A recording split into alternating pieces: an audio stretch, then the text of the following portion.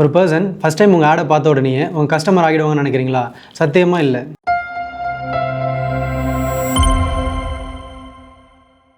ஒரு ஸ்ட்ரேஞ்சர் உங்கள் கஸ்டமராக ஒரு ஜேர்னி இருக்குது. அந்த ஜேர்னியை தான் நம்ம மார்க்கெட்டிங் ஃபனல்னு சொல்லுவோம்.